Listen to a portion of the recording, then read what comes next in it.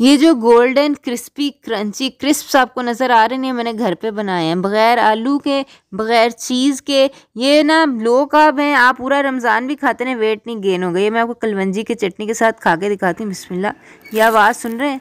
ये जो आवाज़ है ना, ये ओरिजिनल चीज़ है, ये कोई बेक हुए हुए नहीं है। ये आप खाएंगे, आपकी दुनिया बदल जाएगी, और देसी चीज़ों के साथ, कोई महंगी चीज़ें भी नहीं। स्टार्ट करते हैं इंट्रो के फ़ौरन बाद।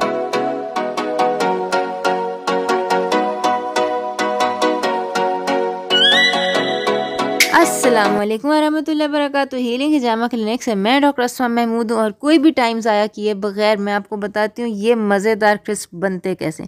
इसके लिए चाहिए आपको आधा किलो गोभी। इसके आपने फूल अलहदा कर लेने और इन फूलों को स्टीम करना है। आपने ज़्यादा पानी नहीं डालना।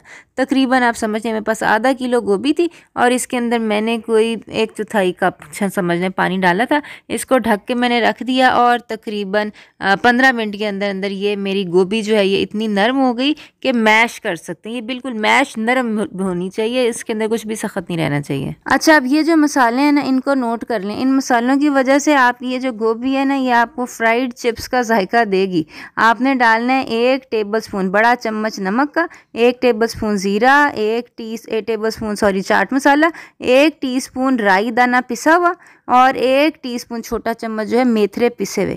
ये सब चीज़ें आपने अपने गोभी के अंदर डाल देनी है। देख लें सब पिसी हुई होनी चाहिए, कोई लम्प्स वगैरह नहीं होनी चाहिए। इसके साथ हम इसमें डालेंगे न्यूट्रिशनल यीस्ट। ख़ास तौर पे वो लोग जो गोश्त नहीं खाते ना, उनके लिए बहुत ज़रूरी है कि वो अपने खाने के अंदर न्यूट्रिशनल यीस्ट जो है वो लें। इसके क्या क्या फ़ायदे हैं इस पर मैं वीडियो बना चुकी हूँ, वो आपने ज़रूर देख लेनी है।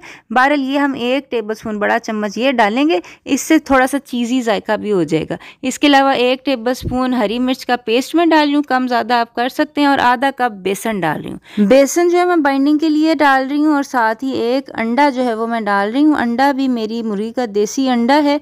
बेसन कीटो फ्रेंडली है कि नहीं, इसके ऊपर मैं बड़ी दफ़ा वीडियो बना चुकी हूँ। इसको मैंने कंपेयर किया कोकोनट के आटे के साथ, और ये जो नॉर्मल महंगे वाले कीटो फ्रेंडली आटे हैं ना, उसके साथ मैंने कंपेयर किया। इसलिए मैं कह रही हूँ चैनल सब्सक्राइब कर लें, आपको बहुत मुफीद मालूमाती वीडियोस मिलेंगी। और ये कि इसको बस आपने मिक्स करना है अब, और मिक्स का आपने चाहें तो हाथ से कर लें। मैंने ना ये मिल्क शेक वाला जग होता है ना, उसके अंदर डाल के इसको अच्छा स्मूथ पेस्ट बना लिया। अब आप चाहें तो इसके पकोड़े ऐसे भी बना सकते हैं, लेकिन अगर आपने ज़मीन आसमान का फ़र्क करना है ना, तो वो आपके लिए ये आपने ये जो नोज़ल है ना ये यूज़ करनी है। पाइपिंग बैग लें, उसके सामने ऐसी नोज़ल लगा लें।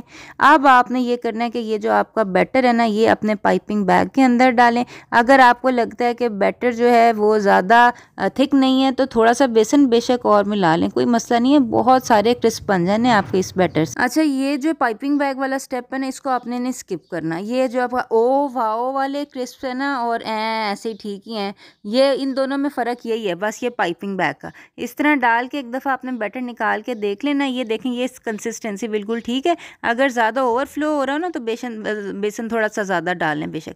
अब ये मेरे पास जो है सरसों का तेल है, कच्ची घानी का सरसों का तेल।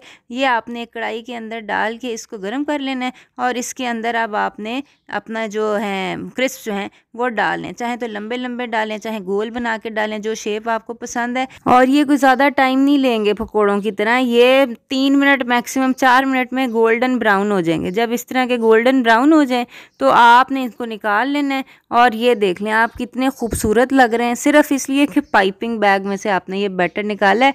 बैटर वही रह जाता है, शक्ल खूबसूरत हो जाती है पाइपिंग बैग से निकल के। तो ये आपके मिनटों में तैयार हो जाने वाले गोल्डन क्रिस्पी क्रिस्प जो हैं ये तैयार हैं। कीटो फ्रेंडली, लो कार्ब हैं, कोई परेशानी की ज़रूरत नहीं कि वेट बढ़ जाएगा या अनहेल्दी है। अगर ज़्यादा मसला नहीं, देखें साथ ये जो चटनी है ना, ये कलवंजी की चटनी एंटी इन्फ्लेमेटरी है। इसको खाने के बाद आपको कोई बीमारी इंशाल्लाह नहीं होगी। साथ ये कोकोनट की चटनी है, ये भी बहुत हेल्दी है। दोनों रेसिपीज़ आपको हमारे चैनल पर मिलनी है, इसीलिए मैं बार बार कह रही हूँ सब्सक्राइब कर लें। और नीचे कॉमेंट्स में आपने मुझे बताना है ये आपको कितने मज़े के लगे। अपना ख्याल रखिएगा, आइंदा मुलाकात होती है। अस्सलाम वालेकुम वरहमतुल्लाहि वबरकातुहू।